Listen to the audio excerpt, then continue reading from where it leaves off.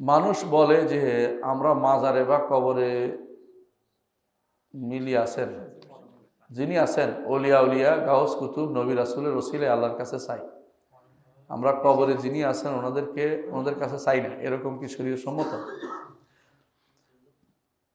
এরকম আচ্ছা, একটু একটু খেয়াল করেন তো, আমার নবী কি কোনোদিন বলছে রাসূলুল্লাহ সাল্লাল্লাহু আলাইহি ওয়াসাল্লামের সময় ইব্রাহিম মারা গেছেন না, কবরের কাছে যাইতে পারেন না, কিন্তু ইচ্ছা বলতে তো পারতেন আল্লাহ ইব্রাহিমের ওসিলা আমার বাবা কার ওসিলা আব্দুল্লাহ নয় এই ইসমাইলের ওসিলায় আল্লাহ আমাকে নবীদের ওসিলায় ওসিলা ওসিলা একটা শব্দ কোনোদিন আসছে কোনো হাদিসে, কোনো কোরআনে আসছে?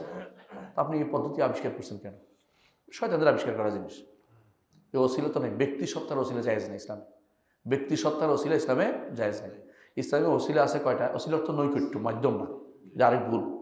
ইসলামের নৈকট্য অর্জনের তিনটা উপায়, একটা হচ্ছে আল্লাহর নাম ও গুণের নৈকট্য অর্জন করে আল্লাহকে চাইবেন, দ্বিতীয় হচ্ছে আল্লাহর ন্যাক আমল, আপনার নিজের ন্যাক আমল, আরেকজনের ন্যাক আমল না, নিজের ন্যাক আমল দিয়ে আপনি চাইবেন, আর 3 নম্বর হচ্ছে দোয়া একসাথে শরীক হয়ে, জীবন্ত সক্ষম ব্যক্তির দোয়া শরীক হয়ে।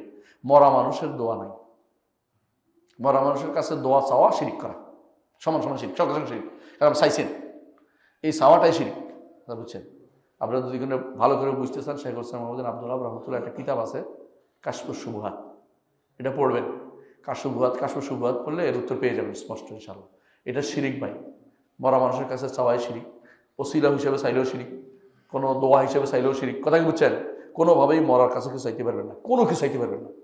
কবর মাজার তৈরিও করবেন না, মাজার জিয়ারত করবেন কি জন্য? কবরবাসীর জন্য দোয়া করতে, আখিরাতকে স্মরণ করতে, সুন্নত পালন করতে এবং নিজেকে দুনিয়া বিমুখ করতে, এর বাইরে আর কোনো কাজ নেই।